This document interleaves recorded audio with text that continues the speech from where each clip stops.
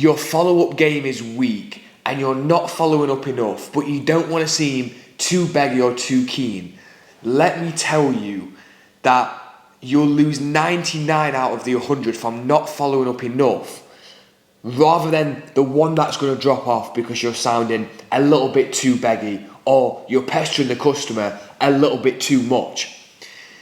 The customer knows you're not Rolex. You don't have a long wait list. You don't have a limited supply. You should want your customer complimenting your follow-up game, saying, wow, like, you was incredible, man. You remembered all those finer details. You followed up with me for months.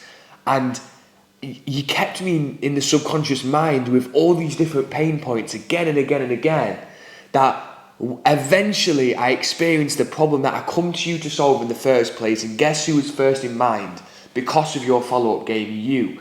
I wish my sales guys was exactly like you. That's what you want your customers to be saying. You want to be on them 24/7, letting them know that, look, you're not going away anywhere. The human brain in sales has been programmed that after 2 to 3 weeks of someone following up and you ghosting them, we're not going to continue to follow up, right? We go to the path of least resistance. We've got two options. Either we have the hard conversation with the sales guy and we tell him that we're not ready to move forward yet, or we ghost and ghost and ghost until the guy stops pestering us. Now, your sales guys or you probably chase for 2-3 weeks and think that because the customer has now ignored you, they're no longer interested. No, it's not that they're no longer interested. They just don't want to move forward right now. They've still got the problem that they reached out to you about. They're still needing it solving, and you're still in their mind to solve it.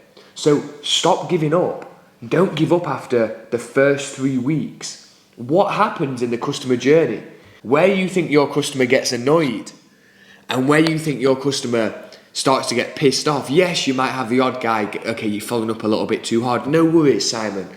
Well, I'll catch up with you again at the end of the month. And if anything does change in the meantime, then let me know. I apologise for that. I just think you'd be a great fit for our service or program.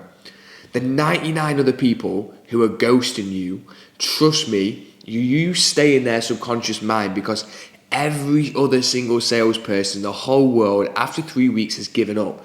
You're still chasing this customer after a year. You've remembered that customer's birthday. You've remembered their job they're still working and asking them questions about that on their messages.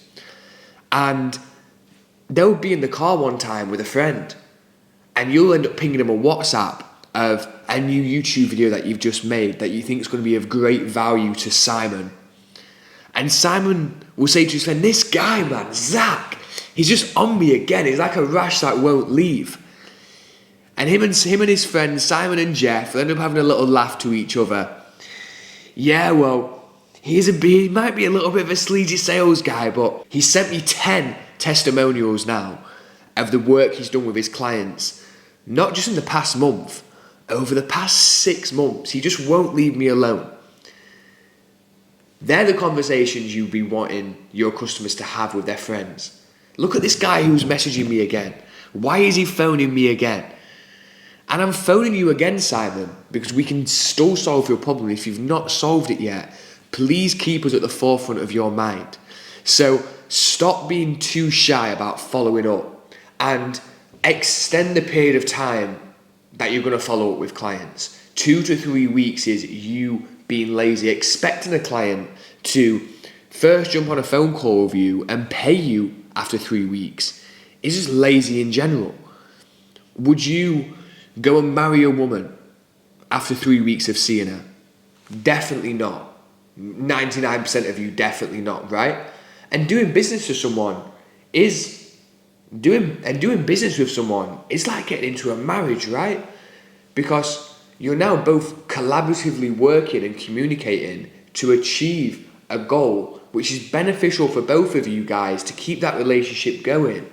So stop getting disheartened when customers ghost you. Continue to send them videos, send them case studies, remember stuff on the call about what they've said, and keep chasing them up. Keep that pipeline hot and keep them in the deal forever. As long as they've got that problem, keep them in the deal. Even if they sign to another company, keep them in the deal, because that other company will most likely fail, because most companies are great at marketing, shit at delivering a service, and then they're going to come to you eventually anyway.